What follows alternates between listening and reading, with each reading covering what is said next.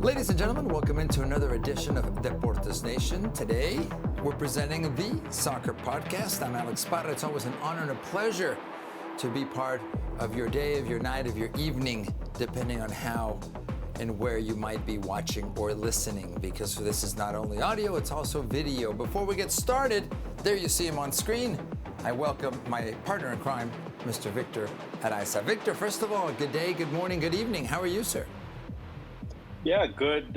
Like you said, good. Whatever, depending on wherever people may be listening to us from. Like you said, many different outlets now with the World Wide Web. But always a pleasure to be with you here, Alex. Talking, sport we hold so near and dear to our hearts, and certainly there's a lot of games this time of year. Absolutely, a lot of going on, and a lot of going on in the show. We'll try to get through it quickly. We'll talk about the MLS. We'll talk about Messi, about Don Garber. We'll talk about the Houston Dynamo starting their season at home in Shell Energy Stadium against Sporting Kansas City. We'll also talk about the CONCACAF Champions Cup. We'll talk about the home opener. We're going to talk about referees, the NWSL and the Houston Dash, the CONCACAF Women's Gold Cup as well, and a little bit about a friend of ours, Mr. Glenn Davis. We'll talk about him, the service he's put to our soccer community, also as a broadcaster, one of the role models, I would say. He's a little older than me, so I can call him a veteran. Some would call me a veteran as well. So that's part of the rundown for this morning's version of the Soccer Podcast. Victor, in general, though, we also want people to chime in, to give us their opinion, to give us their perspective. I'm not going to get any younger or any smarter. I can promise you that. That I can't change. But we're always learning, aren't we? We are, and more than anything, we're always growing now. We got plenty of content there on the YouTube channel and on the website. Inside look at some of these trainings, at some of these games. Again, we're always open to any suggestions, comments. What do people like? Obviously, we're trying to monitor what they can react to, and certainly bring them as much coverage of a local sport here in Houston and anywhere we get to obviously get into, because that's, we're servicemen of the people. We are. And look, we are based in Houston. We are based in Texas. And I'm glad you didn't mention our field producer, Andy, because then we'd have to pay him extra.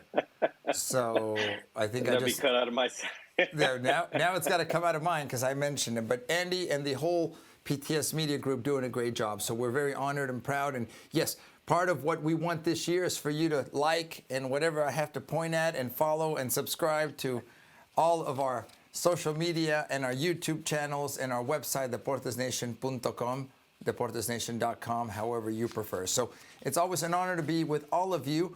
We appreciate it. And Victor, a lot of activity going on in Houston. Let's focus on that quickly before we get into Messi and the league where it's going. But a lot of activity literally at Shell Energy Stadium. It seems like every day there's something going on.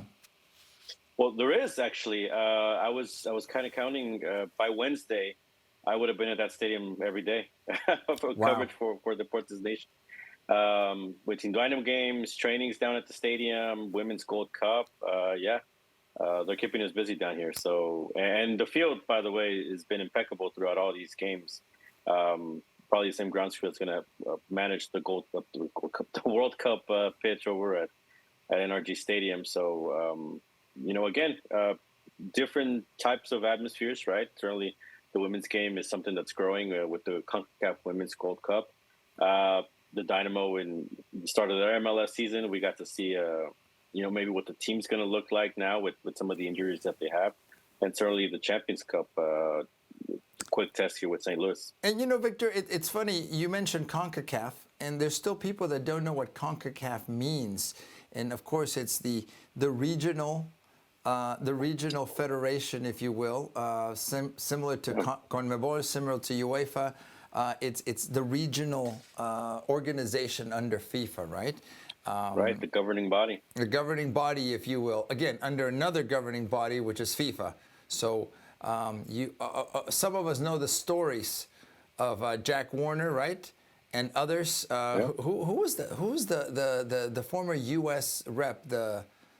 Chuck Blazer. Chuck Blazer. You talk about corruption. Wow. May he rest in peace, I guess, because he's not longer with us. But there's all kinds of stories about the power of CONCACAF. But also people say, you know what, some of these competitions are made up. Some are new, some are made up, some are adapting. But at the end of the day, Victor, this is big business. It is. Obviously, Mexico and the U.S., the big powerhouses, and Canada has, risen a little bit here in the last couple of years. And obviously, with the women's game, they've been there, but with the men's game catching up. And I will say, it is the Confederation of North America, Central America, and the Caribbean. A lot of people have complained, for example, like the Nations League. Why are they adopting this here? That's maybe an idea that the UEFA took. But when it comes to providing games for some of these nations in the Caribbean that probably would be standing still throughout the whole year, I mean, that's the kind of thing that they are supposed to do right for the region and sort of step in and provide that competitiveness. And now with the women's game as well, again, some of these nations will probably stay dormant. I'll give you a quick example. El Salvador, who, having a tough time here in Houston the first two games, but earned their way here, and because of it, they get to face a team like Canada and have a test that they wouldn't have otherwise. And look, I'm still very skeptical, Victor, because we know that CONCACAF, the way they run things, the corruption beneath that has been documented, is real. There are national teams, men and women, who for years have been abused, literally, in being exploited, and the money's going to a few people. So it is a corrupt business. It's big business. You're seeing the positive side. I'm a little bit more jaded when it comes to what CONCACAF should or shouldn't be doing. No, I mean, absolutely. There's been bad moments. I'm not gonna shy away from that. But hopefully we're maybe past some of those and seeing maybe the dawn of a new era here a little bit. Like I said, I'm still surprised. Maybe I shouldn't be, but I'm still surprised that it took us till 2024 to have a women's Gold Cup, to have a premier championship for the women's game. When the first Women's World Cup was in 1991, those kinds of things that, maybe there's still a chance at the club level, especially for women, to have some of those competitions. I'd like to see, maybe the Gold Cup, every 4 years, like the way a regional championship should be. I mean, there's certainly a lot of things to change. But at the end, I go about it like MLS, right? I mean, it's our region.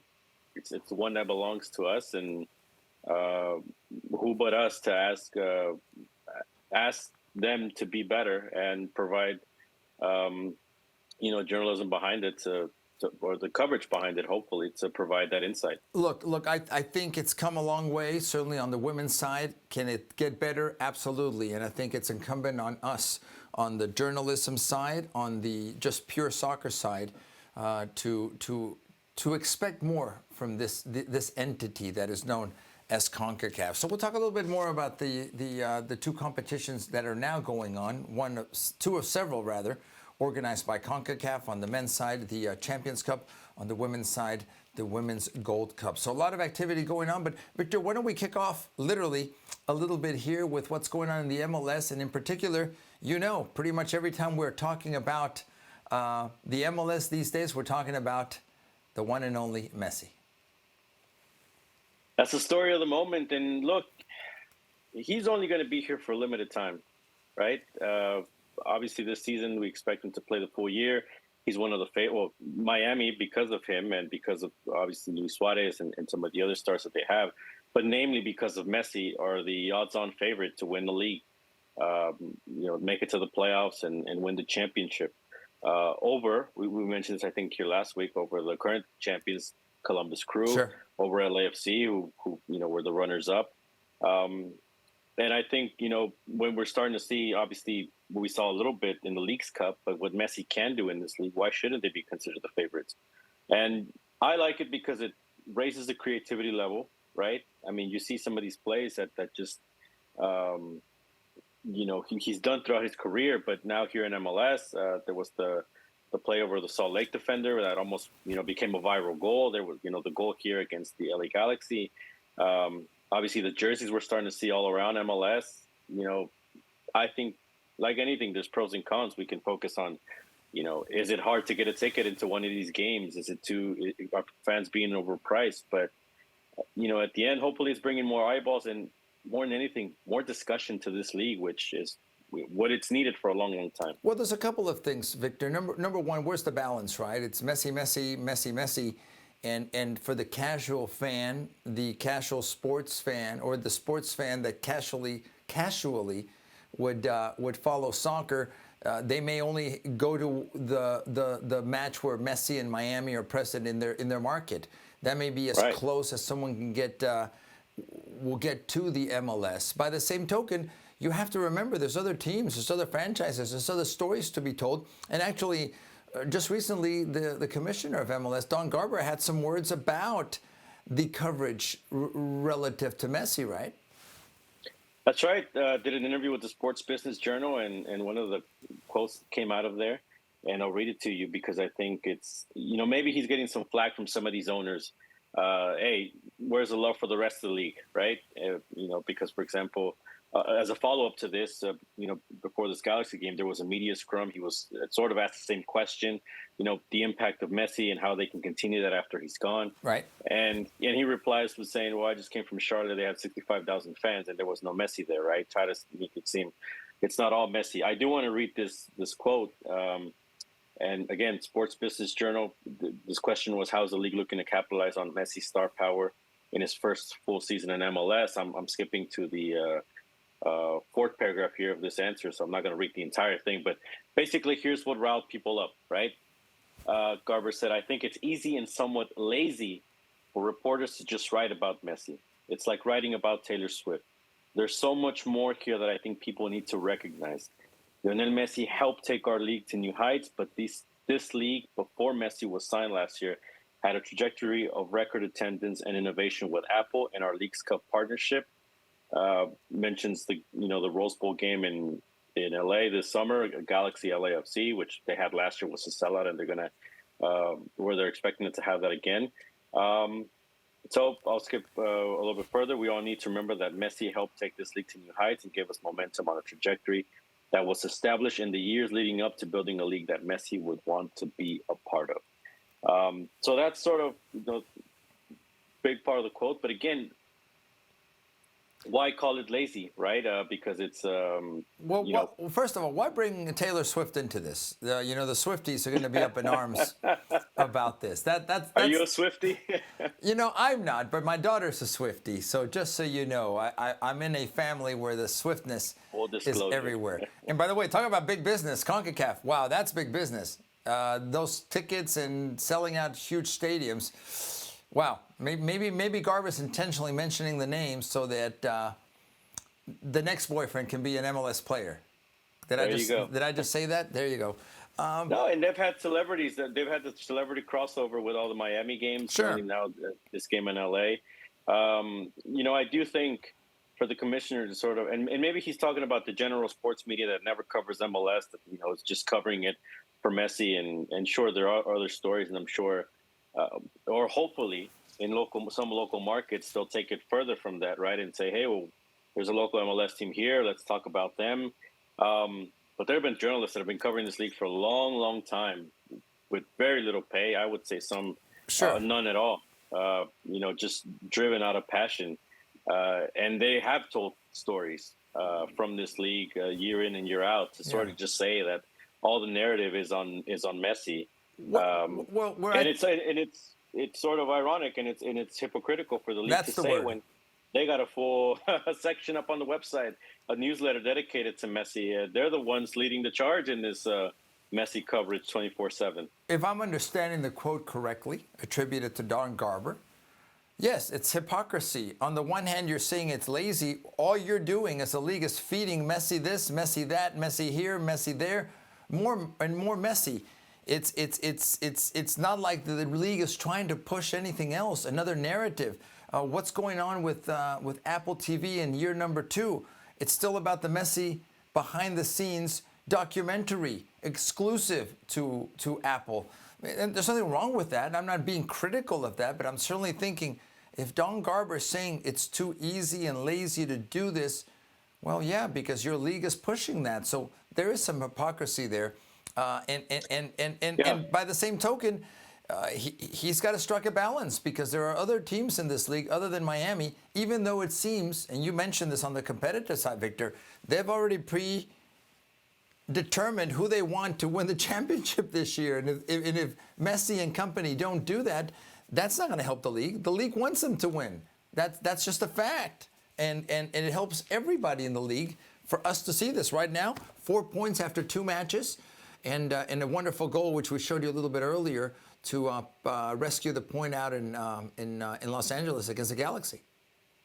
And certainly, Apple TV also sponsor of Messi, so I think that documentary would have happened regardless of if he had come to MLS or not. But where's the benefits of the partnership a little more, right? I mean, they could do more documentaries on MLS players. Tell the casual viewer about some of the stars in your league. That's probably some of the things that the NFL has done so well, right? The star building power of the league and getting people closer to some of these players and helping people care about some of these teams.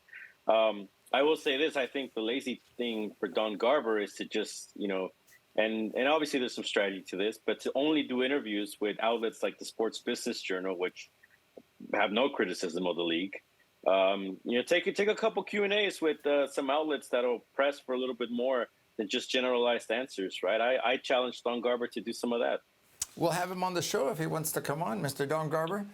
Come on. And Victor will ask the hard questions. I'll ask the nice questions, so I can keep my press credential. And I'm just kidding about that. That's a whole other topic, Victor, we're going to talk about. Let's shift gears. Speaking of press credentials, and speaking of the MLS, we were blessed to be part of the opening night at Shell Energy Stadium. Victor, you and I were there with our team, with our crew, to watch the beginning, the first match, and the unveiling, first of all, as we're seeing on screen now, of the 2023 U.S. Open Cup Championship banner. The Houston Dynamo back on the pitch in MLS competition. Right, and did it in this case with a draw. I think, in our analysis, the deeper analysis is up on the YouTube website. There's the plug. But all things considered, especially with the recent injuries, I think that was a good result. Again, I would have liked to seen more fans at the stadium. Yeah. That's a different conversation. But more creativity, right? A team that plays more entertaining soccer. I know they, people will point to last year. I go back to it again, not to, maybe discredit the coaching staff, because I'm sure maybe that's probably how it's going to come across. But I think Hector Herrera didn't get enough credit for the playing style of the Houston Dynamo, for shying away or having the liberty to be creative at certain moments. When you see them, play that style, I think a big part of that was because Hector Herrera was on the field dictating, right, and sort of pulling the strings in midfield. Now that we don't have Herrera here on the field for the Houston Dynamo, we sort of start seeing now what this team would be. And, obviously no Amin Bassi either, because he was, fixing his residency, and he'll be back, I think, for this Champions Cup. So maybe that'll help a little bit. Maybe as some other players get accustomed, like Kowalczyk, like Gabriel Siegel, who came on and scored the goal. But I think that's part of what we want the Houston Dynamo to do, is provide a more entertaining product on the field. Absolutely, and Victor, you and I, we were next to each other, talking, and at times the game was very predictable. The game was very tactical. I'm going to be kind in the words I use, and at some point very boring. It was literally a third of the field, both teams playing the ball backwards. Very safe. Very safe. That's a good word. That's a good word. Very safe, and I think. But a lot of fans would say boring, and that's why they don't come to games. Sure. Well, this is the conversation that we've had with Ben Olsen, we meaning the media, that other clubs have about the style and the aggressiveness and the game model they want to pursue. And the game model conversation is always, we're going to be aggressive, we're going to go for it. There was not much of that in this match. And it can be attributed potentially, Victor, on the Dynamo side, to all of the injuries. This not being the team necessarily that Ben Olsen wants on the field. So it was safe. It was a point at home. No harm done, if you will. It's a long season. but this certainly wasn't an aggressive style game model approach to the game. It was, look, let's be tactical, let's keep it simple. If there's an opening here and there, let's risk a little bit, but let's not give too much away. Fair? But that's the key word. There isn't that risk, right? Which is crazy to me because MLS is the most patient league when it comes to coaches. And I know teams are coming out of preseason, and we got to take that into account. But I'll throw some shade at Kansas City as well. Having players like Alan Pulido, Shallowy, who more should be expected of him. I think he probably got extended a couple years back, but hasn't produced. Johnny Russell, again, having that trident in attack and not providing more, not going for it more. Yeah. Because in part that also dictates what Houston does. Houston, you mentioned, is a very patient team until they get scored on. Sometimes it's that's when they decide to flip the switch. But that's the league as a whole. And we talked about Messi and what he brings different. A lot of the games around the league are like this, very safe, very, if teams can get a point on the road, they'll go with that. There's not a lot of risk involved. The teams that do are the ones that, are maybe the more successful ones, and hence why they end up winning championships, because they risk more in signings, they risk more in their playing style. And fans, when you're asking fans to buy a ticket to, bring out some of the cold hard cash, they want to be entertained. They want to come to the stadium and not waste their time. Well, it's interesting, Victor. You talk about the entertainment value, and let's go precisely to what you mentioned, Victor, which was images of the empty seats that we're showing now. There were many seats, not with fans there. The official attendance, 18,000. I don't know. I think that's a bit exaggerated, but a lot of people, a lot of people don't show up. And my point is, yes, this is entertainment, and you've talked about this, Victor, that the entertainment. By the way, this was the opening game. This used to be a sure sellout in years prior, and in this case, it was just like any other game. It was like any other game, and beautiful weather, by the way. You couldn't ask for anything more. Couldn't have asked for a better day. A better day. And what I asked you, Victor, was exactly that. I asked you this on our wrap-up. What is it going to take to have the stadium full after last year winning the U.S. Open Cup, after coming in making it to the Western Conference Finals, after having a superstar like Hector Herrera? And if you can't fill up the stadium after that, what more can this team do? Are we saying that even winning an MLS championship, that you can't fill up the stadium?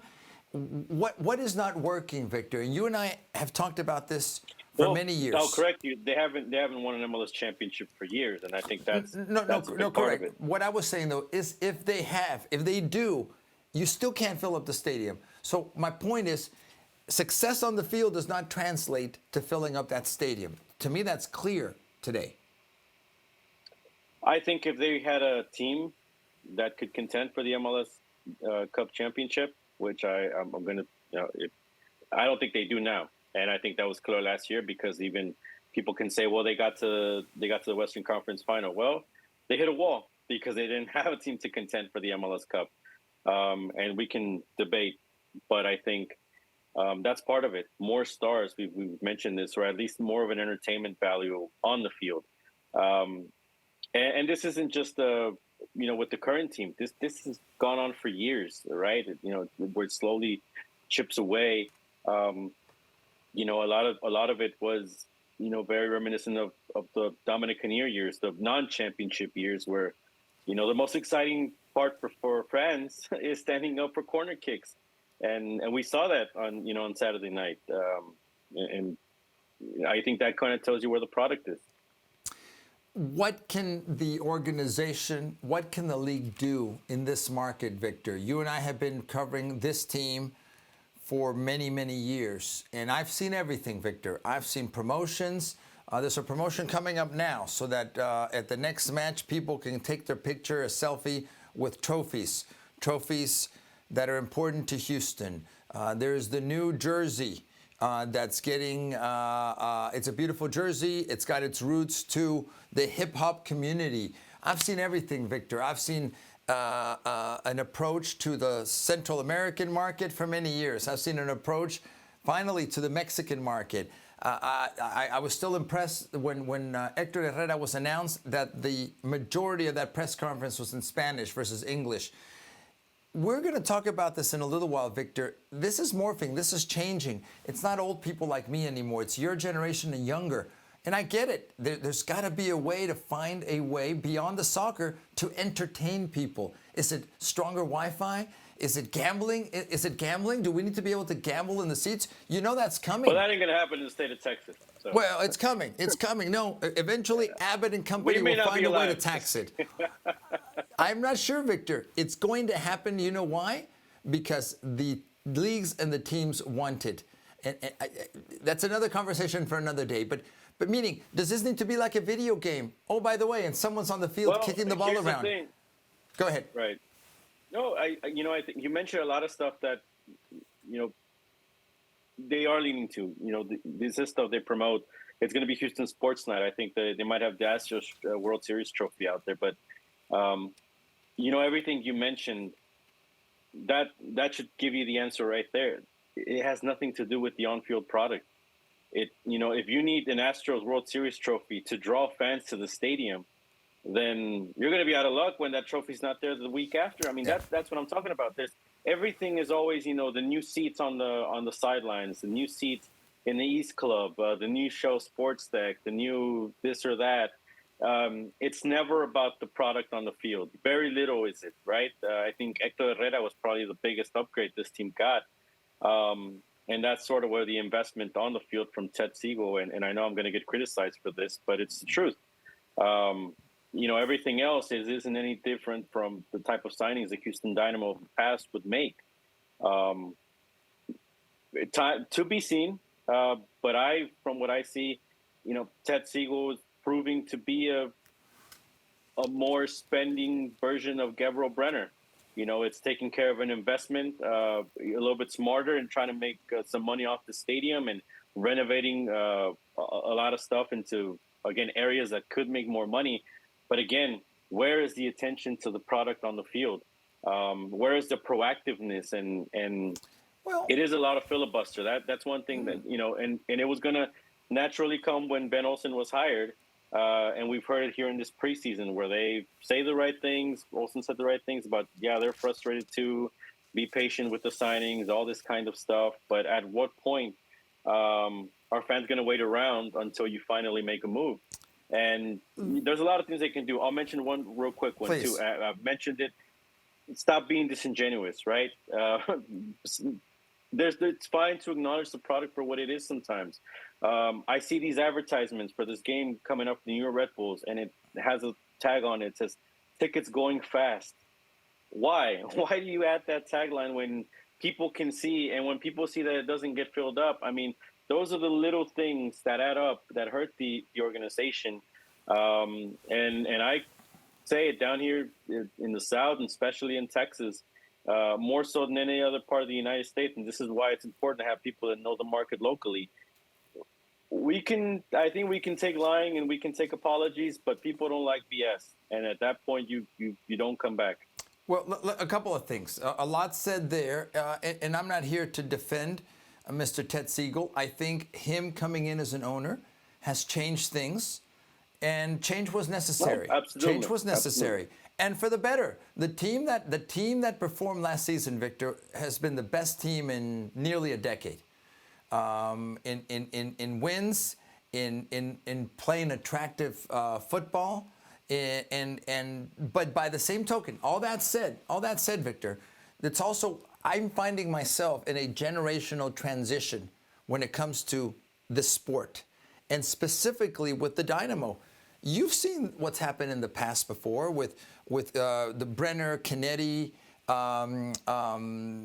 Walker administration. And before that, even going back to the beginning with, I forgot the gentleman's name, the first... Oliver Luck. Oliver Luck, thank you. Completely different mindset. Back then, the Dynamo had English radio guys, and I remember this, and I'm sure he's a nice man, but the high-tech Texan who knew nothing about soccer, talking about soccer. And that was, to me, it was hilarious, right? Because it was ignorant people calling the game. Charlie Palillo, who to me is a great broadcaster, he called the games. He never advocated for soccer until they said, okay, we'll pay you. And suddenly he became an expert and did it. I think he would recognize that. He never cared about soccer. So you have different minds, different people trying different things. And the problem is no one's yet found the answer, Victor. I'm not here to tell you that I have the answer. I'm not here to tell you that. But the search continues. That's what I'm seeing. And Ted Siegel, to me, is already a great businessman, because at the end of the day, Victor, what counts, I believe, from a business point of view, and he may love the sport. His daughters may love the sport. And I don't have any doubt that he does. But you know what? The valuation of his team, of his investment, is going to continue to grow. Bingo. That is the bottom line, regardless of whether they win or lose. Messi will bring people to the stadium. Messi will sell more jerseys. So I get that, you know what? It's not necessarily the product on the field that's the only priority, Victor. That's a reality when it comes to the business side. Does that make sense? And, you spoke about balance, and I think that's the thing, too. I mean, that's all I'm certainly asking for, and I think fans here for a long time, especially the ones that have spent a lot of their hard-earned dollars on this team, are asking for is just more balance, right? I think everybody acknowledges the business side of things, but it's when you go too far to one side and you forget about, again, the sporting side of it, that's when people can tell that you don't really care about the product, or you're maybe skimping a little, right? And maybe surfing on thin margins and see where it takes you, while other teams around the league, and fans see this, the LAFCs, the Seattles, Salt Lake even, Columbus, the smaller markets than Houston. And granted, there's only a few that are bigger, right? New York and LA and probably Chicago. But again, to see those type of markets be more ambitious and go for it more than a city that should be one of the powerful cities in the United States, and act like a small market team. I mean, I think that's the frustrating part. And the biggest one, I could keep mentioning it, this is a soccer city. This is a city full of people that already love the sport. They love the sport, but also the other part of this, Victor, and again, I don't ever pretend to say, look, if I own this team, I'll never have that much money, by the way. So congratulations to Mr. Siegel and the previous owners, too, who I'm sure made a good profit. There's also competition in this market. This is a strange soccer market. I've been blessed to be here, and we'll talk about Mr. Glenn Davis. Him and I played against each other back in the 80s. Let's put it that way. So I've been around it, and there's never been a key to this. It's the Hispanics. No. It's the international community. No. It's the soccer moms. No. It's the hip-hop crowd. No. It just hasn't come together. It hasn't coalesced. It's the soccer fan, Alex. It's the soccer fan. It should be. Plain and simple. It should be that simple, Victor. I'll mention one more thing. The competition to me means the other sports. The Rockets are entrenched here. The Astros, of course, are entrenched here. The Texans are up and coming. You and Enrique have been covering the Texans. You see the traditional support of those sports, and it's still coming. But all that said, Victor, to me, today, 2024, is still a great time for the sport in our city. I never dreamt that we could have a women's professional team, a men's professional team, the Cathedral to Soccer, what I call it now, Shell Energy Stadium. That wasn't in the cards when I was growing up in the city. So even though we can be critical, and should be, because we want the best for this sport, it's still a good moment. Can things improve? Absolutely. I'll be quiet. I agree.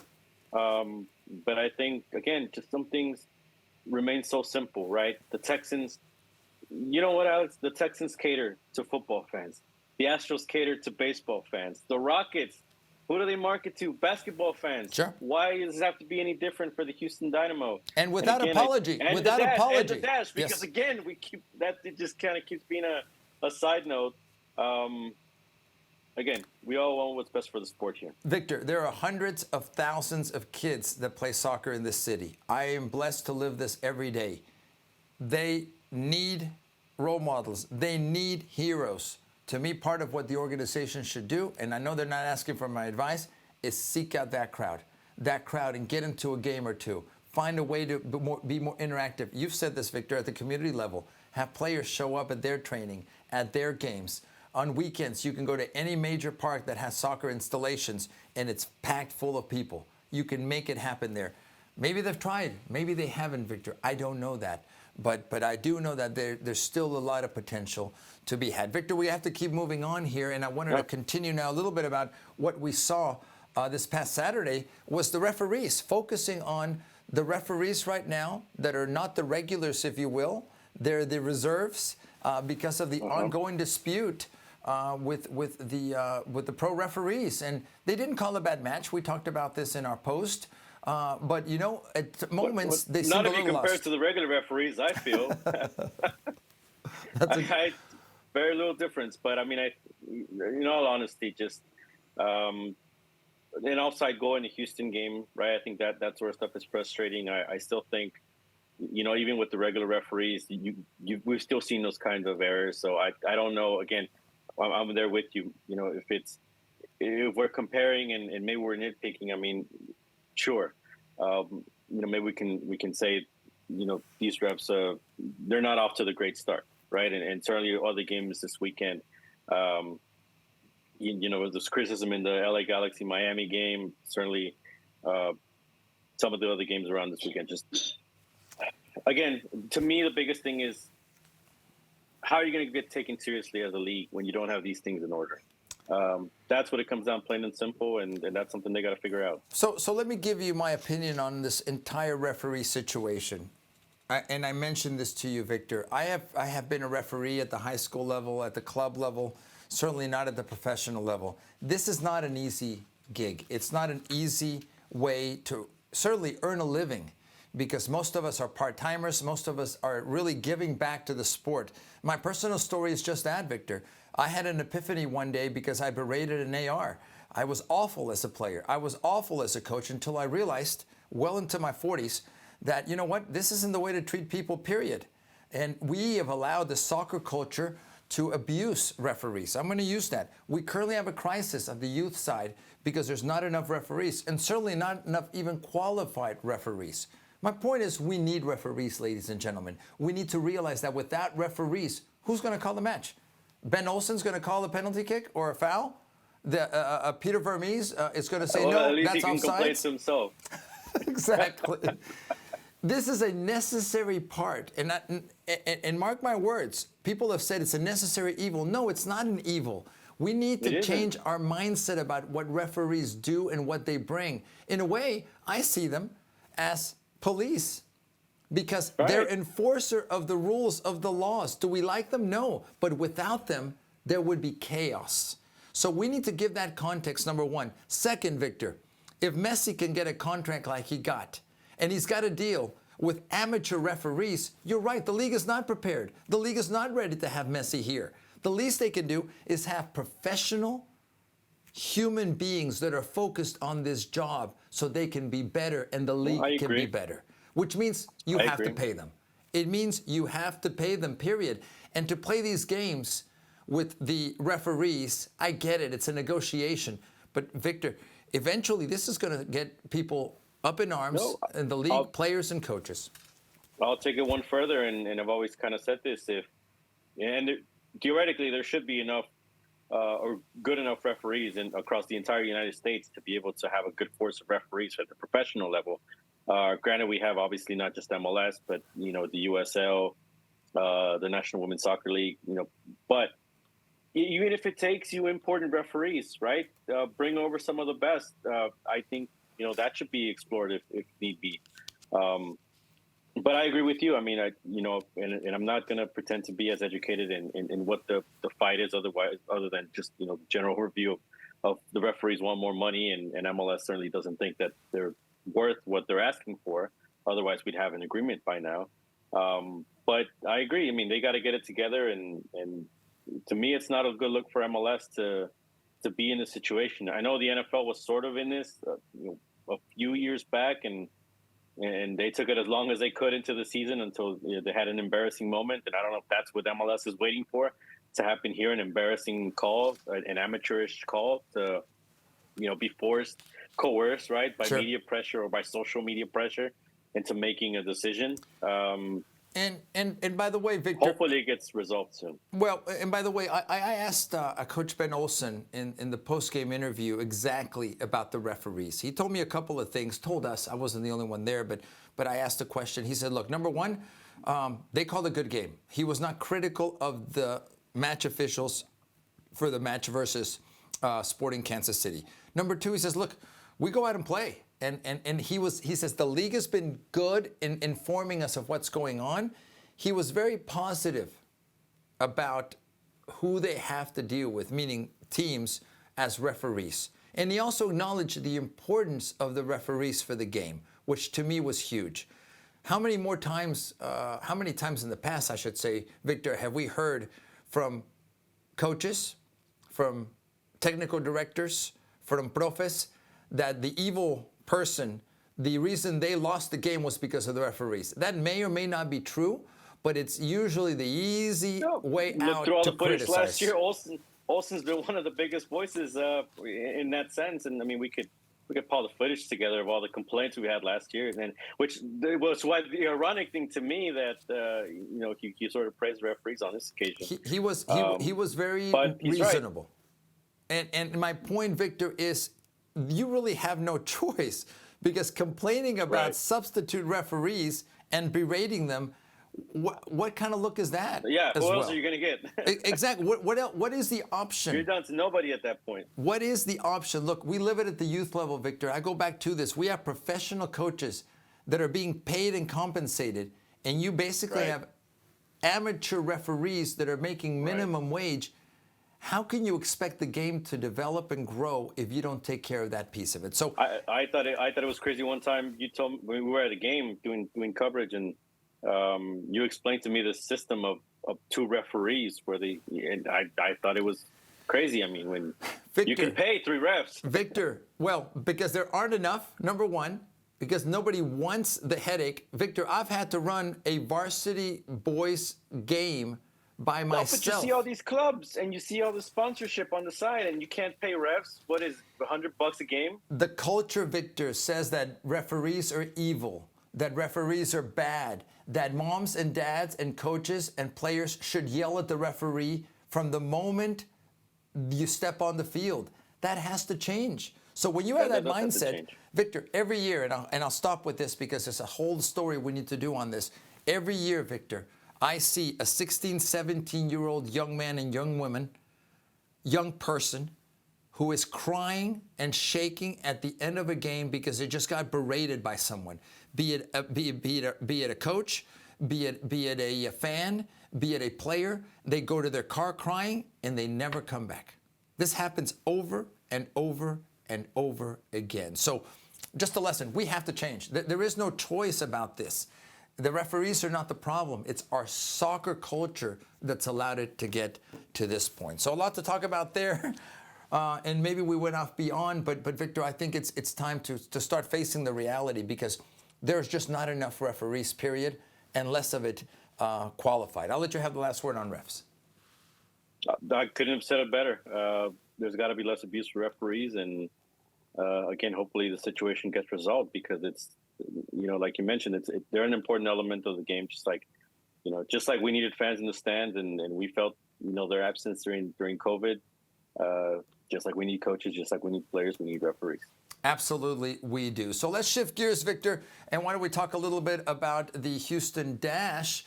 Fred Alonso continuing to train his team at Houston Sports Park after joining, but the team still with a lot of absences because, in part, the CONCACAF Gold Cup.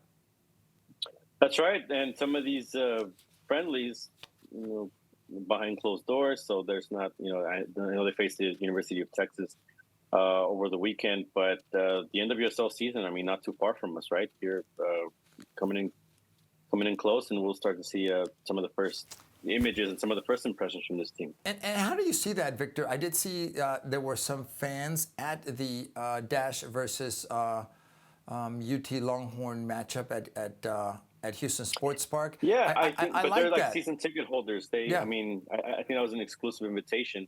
Otherwise, it was closed. But no, I mean, I agree with you. I think the more the merrier. There should be fans. some of these trainings. I go back to the beginning of the Dynamo days. I mean, the Carl Lewis complex, that trainings were open. Any fan could come right in, see some training. What's wrong with that? A couple years back, we asked Marcus Beasley. He said, in Holland, that was the policy there. He as a player welcomed it. I mean, I wish there was, again, more of that interaction. That interaction, and I think, again, back to my unsolicited advice for the organization, Victor, this is a chain. We've talked about Barbara Olivieri and her story, right? Coming out of the kiddie area, playing at Tompkins High School, going to Texas A&M, and now playing for the Dash. There is already there a story about a local player making it to the professional team. You need to tell that story. You need to have other young players today look up to and say, I can do that too, and this is the pathway.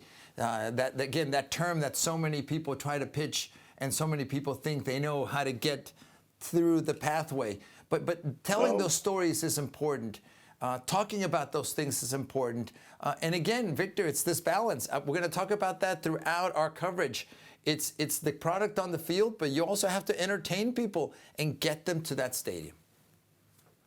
Agreed. We're agreeing. Wait, we're agreeing too much today, so something must be wrong. No, I mean, again, I go back to Fran Alonso's comments when he was introduced as the head coach. I mean, and I told you on that day, I think the bar, we've been conditioned to have the bar really low, where if there's 2,000, 5,000 people in that stadium, it looks like a good day. Yeah. And we should be aiming higher. We shouldn't be aiming for the sky here. We should be aiming for a full stadium. Why not? And again, hopefully they can get this together. Hopefully the entertainment value is there. It sounds like Alonso wants to play that type of style, which is a plus, a big plus. And again, Maria Sanchez is going to be one of the players that have to step it up, in part because of her contract. And if we're going to cover this like pro sports, I mean, the expectations should be there. But also because it's one of the more important players on the team.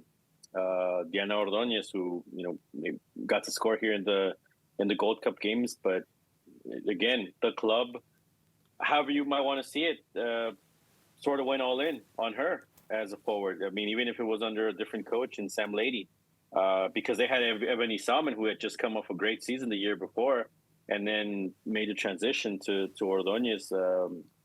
Maybe a gamble, but now she's a star forward, and now you got to go all in on her. Victor, you're talking about two players for the Dash, Ordóñez and Sanchez. And by the way, women's soccer is what we're going to focus on now relative to national teams. You've been present. I've yet to go. I'm trying to make the last session, if you will, at the Shell when it comes to the teams, Group C, that's playing in this competition, including El Salvador, who got a lot of support in both of the matches they've played so far, even though they didn't do so well against Canada. Let's put it that way. No, it's they had an easier group in the qualification, and if you just base it on that and all the goals they've scored and how they went unbeaten, this is a different El Salvador team now that's getting a reality check, right? Against Canada, and obviously against Costa Rica here, yeah. that drew a little bit more attendance in that Thursday game, obviously because it was the weekend, it was on a Sunday. There's a Central American rivalry factor in there. And now it's a very tough view for them, I think, to try to make the next round. But overall, this kind of what it needed to be is a learning experience and how they can propel their national team.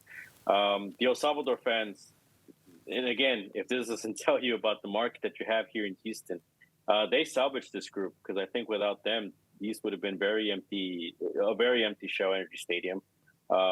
Instead, we saw the majority of the crowd there for the first two games, and I'm sure the third game will be the same. I'm a little disappointed they weren't as rowdy as they've been with the men's team, and maybe that's because the crowd's more all around the stadium, and some of these things, like some of the chants, maybe don't pick up as they would, aren't as contagious, right? But overall, I think. You got to compliment them, and who knows? I mean, should we start asking about why the Dash don't have a Salvadoran player? The responses I'm sure we'll get, and it goes back to Dominic Kinnear. I remember his response about Latino players. He said, you know what? I don't look at the nationality or the color. I just want my best 11 on the field. That's the standard response. But the marketing and balance response is, hey, Hector Herrera makes sense in Houston, doesn't he? Because of all the Mexican or Mexican ancestry that exists in our city? Of course it does. Why wouldn't you try maybe to get a Salvadoran player here that would have that support, like Maria Sanchez does, and of course Ordóñez as well. And in the women's game, a lot of them are locally based anyways. I mean, it's not, it's very different, right? There's a lot of naturalized players, but we've seen it here in the area. There's a few players with Houston ties and certainly around Texas that would be local stories, just like you mentioned Olivieri for the Dash. I mean, there'd be a lot of local stories there too. Yeah, and Victor, what is my take overall is that this is a wonderful opportunity for the women's game to have these national teams who are still underfunded, who often are still they're there because they have to be versus wanting to be there, although things are changing in many Latin American countries. But to play in this stadium, to play in this setting, it's only improving. We can pick apart all the negativity, but overall, this is a wonderful opportunity for all of these players. Absolutely. Step forward for the women's game. I go back to why didn't it happen before? And, you know, again, hopefully what this does is raise the level in the region. I mean, for a long time, it's just the U.S. and Canada that we speak of. Hopefully there is more funding. Hopefully there is more opportunity, even if it's naturalized players. You know, for some of these countries to get better at the sport. And I always welcome any and all debate because I think, you know, again, if this was covered like the men's game, you know, I'm not asking for you know, reporters to ask coaches, you know, if they're going to resign or anything. But I do think, you know, there could be a conversation of, you know, it should be marketed more. Why aren't more fans coming out? You know, it's fine to mention, you know, is it making enough money to warrant the marketing? You know, I think there's a debate to be had whether, you know, why isn't this in summer, right?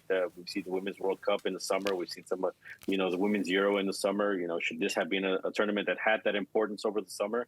But again, overall, at least we're sort of having these conversations, and that's because this tournament was put on. A couple of quick ones, sir. Beyond the crowd, which continues to grow, and hopefully by the third session, we'll have more people there. How are you seeing the product on the field? How are you seeing the level of competitiveness? We're showing highlights right now of Canada versus Paraguay. The Canadian team, the strongest right now in the Group C. Absolutely. And obviously, you know, with the U.S., the standard in the region, and it was expected that they would dominate this group in the way that they have. Again, should we be asking the question of why isn't Canada headlining these? And obviously we know because there's a bigger Salvadoran public expected, but you know, why isn't the more talented team in the main card, right? You know, I think obviously Canada has that talent. You know, the other teams are still, you know, a few talented players here or there, right? Brenda Seren, we've mentioned for El Salvador. You know, Costa Rica, I think Chinchilla had the double the other night. So, you know, there are some good moments here, but overall, you know, we still have to see it evolve a little bit. But we are seeing some good opportunities, and you know, maybe we the entertainment value, right? I think is maybe the one thing they got to work on a little bit more. But again, it's nice. It's fine to criticize, and it's fine to have an opinion of this. It'd be worse off if there wasn't. Right. Victor, you mentioned the Salvadorian support for the matches with El Salvador, but also you mentioned via text when you were there that there were some youth clubs out there. And that's a natural connection if the opportunity exists, does it not? To bring out the younger players who can look up to these national team players and say, look, if they can do it, if she's in there, why can't I one day? That to me is a natural connection, isn't it? It is. I think it was the Albion Hurricanes who had the team out there. I mean, I only saw the crest from afar, and that's as much as I could recognize. And if I'm getting the name wrong, you know, feel free to correct us. You can get that club's name wrong. I have no problem with that. No, yeah, it was Albion Hurricanes. Yeah, and well, I'm just saying because I know these things change from sometimes from year to year, and I'm not certainly endorsing any club because No, no connections to them. you better not be. No, I'm just kidding. No. Look, I'm glad they're out there, Victor. I think this is a good experience. I commend them for bringing out a group. I've seen this at Dash Games too. I don't know how much of this is. I would imagine in this case, it certainly seemed like they got their own tickets. Maybe at Dash Games they get some help from the organization, which is fine as well. The point is to have these moments, and I'll give credit to our good friend Glenn Davis, because he's one of the ones that have always kind of preached this. This in itself is also a lesson, a teaching moment. If you're a coach, to bring out your players, maybe it's just as valuable as practice, right? You mentioned right now, what it means to have role models. A lot of these players will go there and maybe they come away with a different player or somebody to look up to. Maybe somebody like, hey, it's this player for Costa Rica, or it's player for Canada. This is my new favorite player, and I'm going to follow them in whatever club they're playing at because, I like their playing style or just the way they carry themselves. And that's how the love for the game starts. Again, the more the merrier. I hope we see more of this, and especially, even locally. I've always said it. I'm not gonna poo-poo on the organization, right? Hey, if that helps you get closer to 22,000 fans at Dash Games, do it. Get more people in there. Invite clubs. As much as I would like to see them take the game out in the community as well, like I said, go to schools, go to trainings, go to clubs. But that's certainly a part of it. Make it easier to watch the product. More opportunities like this the CONCACAF Women's Gold Cup in Houston, I think, is more opportunity for the game to grow. Before we wrap up on this, the group stage will be finishing up this week, Victor.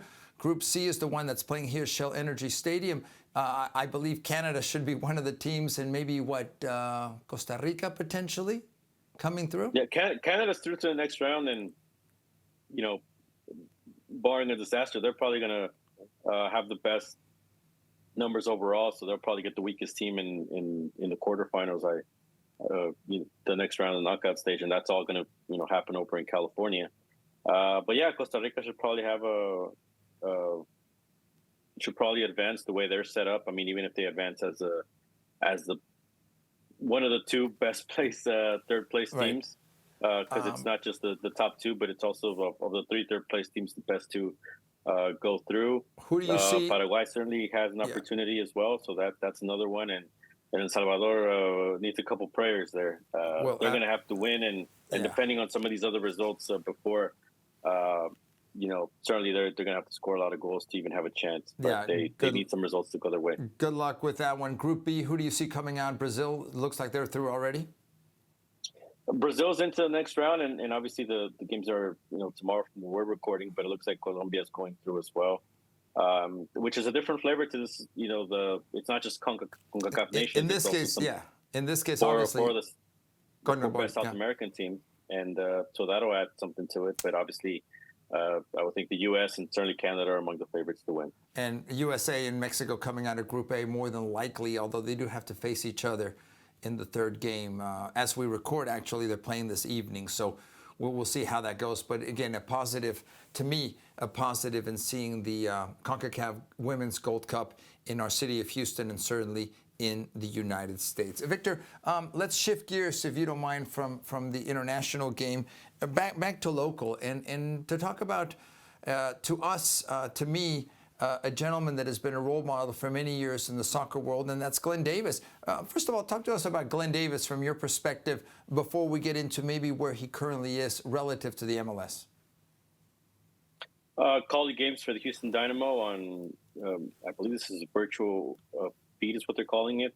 It's essentially streaming only, but the only way you listen to it is as a local feed on Apple TV, which I've seen some fans over the years ask for more radio coverage. I don't understand, and I understand certainly maybe not every team has the same demand, let's put it that way, from local radio, because across the league, you see some teams that have it, some teams that don't, some teams that have English and Spanish, some teams that only have English. But, English broadcast on Apple TV, and of course we have the Spanish broadcast on TUDN Radio with Cesar Procel and Daniel Mejia. But I think overall one of the better play-by-play guys, and I don't just say it's because I got a chance to work with him.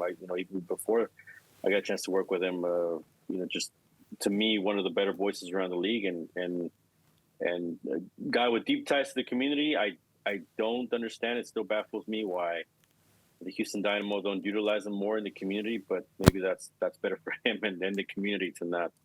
Well, make more of a mess than things are. Well, look, Glenn has been around the sport of soccer again since I met him as a player back in the 80s.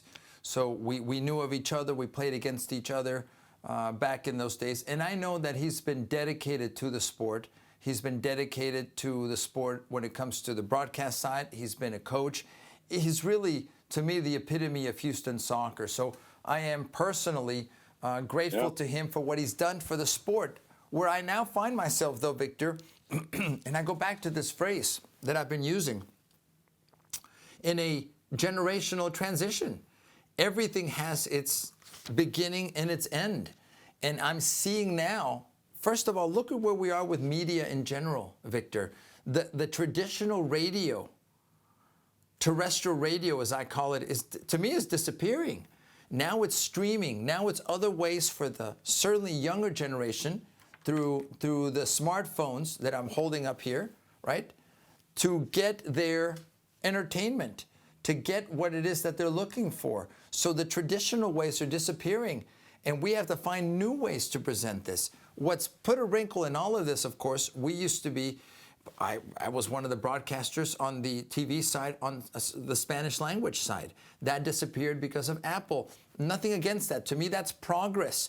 In many ways. Does it hurt me personally that our team couldn't continue? Sure, because I think we did a pretty good job. But that said, to me, Glenn is the epitome of, you know what? You've got a gem here, someone that knows the sport, that knows how to call a good game, that's doing it, in my opinion, for the right reasons.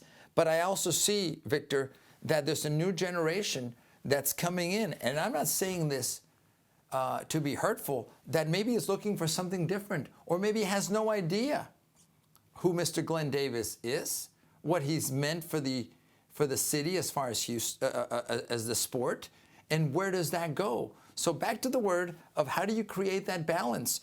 I think the balance that the organization sought in this case, as I understand it, there's no radio anymore locally. Mr. Glenn Davis now is calling the games, I believe, by himself, to be part of the audio, as you mentioned, for the Apple TV broadcast. To me, that's changing the model of what existed in the past. Is it enough? Is it too little? Is it the beginning of the end for English local calls as we know it?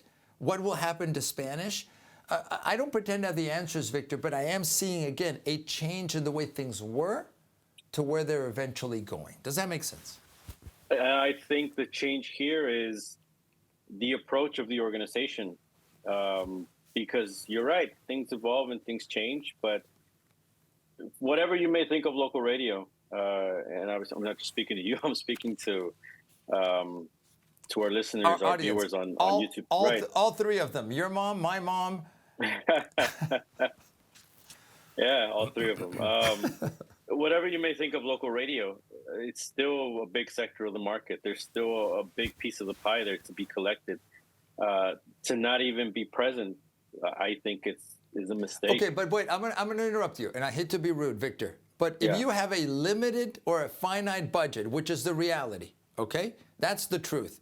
Where do you put those eggs? Do you put it in something, to me, and again, I'm not justifying this, I'm giving you the argument, something that's disappearing, or something that's here now and is going to be the future. And I'm not that smart person to tell you what that is.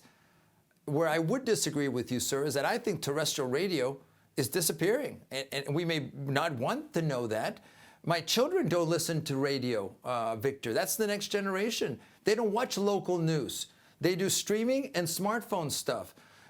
You see this now, Victor. The local stations are getting on Hulu and other carriers because their traditional model is disappearing. That's where I'm going with. The traditional model is changing. If again, and I do agree with you, there's a big audience there. I would say it's an equal mistake to not have it even a stream on your website, a simultaneous stream, or if you want to promote your app, there you go. Why do you not have the stream on there? There you go. But just to kind of go back to, because I'm still a believer in radio. How many cars, Alex, are in the city of Houston and the surrounding area, and how many of them have radios? And I mean, even if you have a fraction of those listeners, again, I think it's a missed opportunity. Just like I always thought with Spanish TV, it was on and off and on and off and on and off, and Del Éxitos, you got to do some of those. Okay. So I'm going to share. And this is why we have this. Yeah. Let me give you my experience, Victor. The reality of the past when it comes to Dynamo Spanish television is the following: that the organization wanted to do it for free or very little, and there were plenty of takers who would show up and say, listen, just give me a media pass and I'll put this production together. That's number one. Number two, so the market has diluted itself in its quality. Number two, Victor, there's no oversight. There was no oversight about, well, what are they saying? Literally, no Spanish speakers with the organization That's the way it is on the Apple TV Spanish broadcast. Saying, what are they doing it? Okay, I guess they scream goal. That must be good, right? Question mark. Right. I'm talking about my experience in the past. So based on that, and also knowing, you know what? The business side, you can sell it, but you can't do this, this, and this. So it's kind of a side project. That's the way it's been treated in the past, Victor. That's the truth. I would say it's the same thing with radio. The truth is, I know it. Right. Now, I will give you one more argument, and I promise I'll let you have one more point, and I promise I'll let you have the microphone. Where's ESPN? That's local radio. Where are they stepping up and saying this is valuable to our listeners? I don't see ESPN saying, yes, I want this. It's gone. Yeah, It's gone from their airwaves. The other stations. Or any other station stepping up and saying, you know what, this is a valuable product that we believe in. That isn't happening for English radio of Dynamo games. Am I right? Right. And again, look, we can go on and on. It's a deeper conversation. There was a time when ESPN was interested, right? And maybe they were in better times. From what I hear, maybe they're not doing as great financially these days, but the station, I mean. But there was a time when they were all in, and I remember the Dynamo picked up their ball and went over to 610, and then it wasn't on the radio; it was on streaming, right, or it was on a secondary station. So I mean, these are all things that play into it. I think the growth of again building, when I say it, building the community, building the media ties, right, building these relationships to where you are present in different mediums. Again, I when I talk about the marketing, it's not just on social media. This isn't, believe it or not, Alex, there's people that don't live on just this. There's people that drive around the city that see the billboards, that people that go to restaurants here in Houston. That, I mean, it isn't all limited to one thing.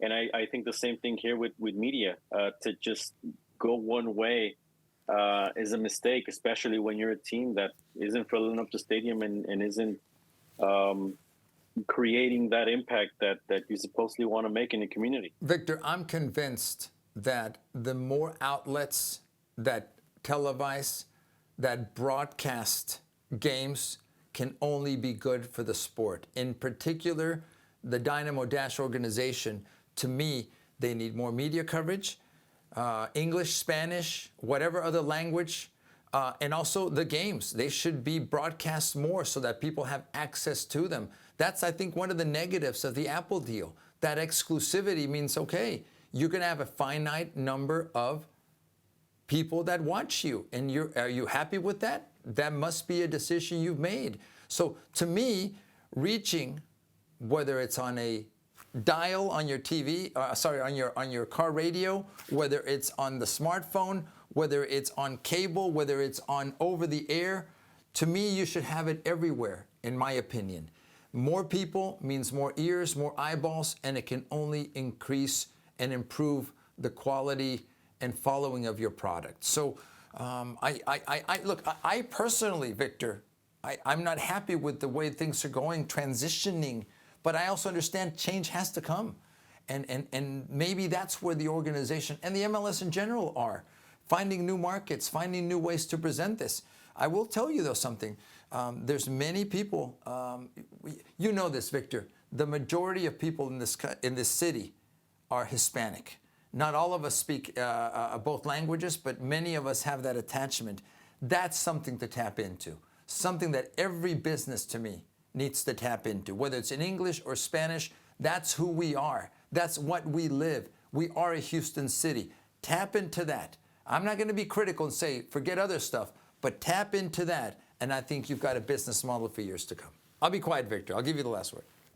No, all in with this. Part of it is a circle, right, or a cycle that they create on their own. When you don't have an entertaining product, or when you don't fill up the stadium, maybe the dollars aren't there from a radio station or from a media partner.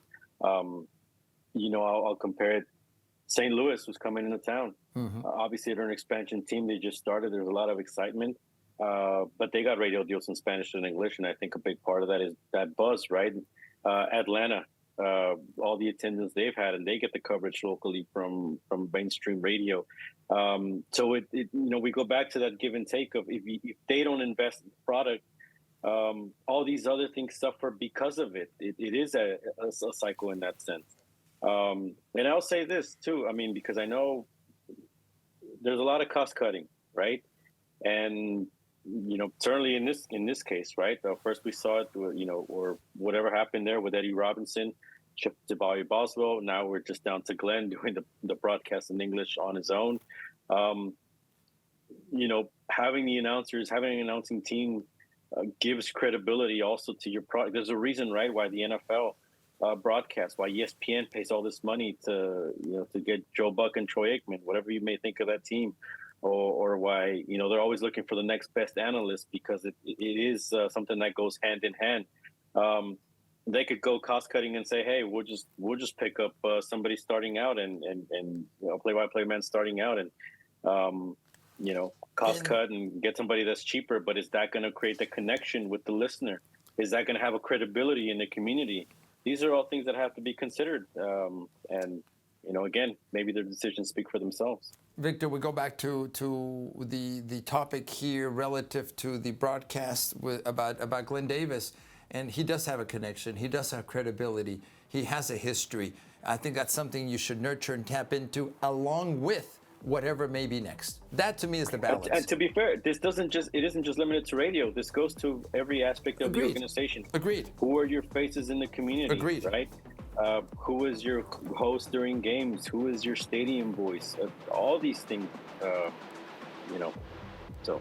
Well, couldn't add more to that. It'll be an ongoing conversation, and we certainly want to hear from all of you friends that are following us here on Deportes Nation on the Soccer Podcast. We want your opinion. We want your perspective. We don't pretend to know it all. Well, Victor pretends to know it all. I don't. I just sound like I think. What else are we going to do? I know it all. Exactly. No, we're always learning. And that's the beauty of having this interaction, number one, with you, Victor, but also with all of you, ladies, gentlemen, and friends that follow us. So as we wrap up, what are you looking forward to quickly, Victor, for this week? More MLS action and more Gold Cup, Women's Gold Cup action. Couldn't have said it better. More games coming our way, and we'll see what this weekend brings. So on behalf of Victor Araiza, I'm Alex Parra. Thanks to all of you that follow us, that put up with us, that tolerate us here on this. That lasted this long. Exactly. We really appreciate that. On this, the latest version of the Deportes Nation, the Soccer Podcast. Until next time.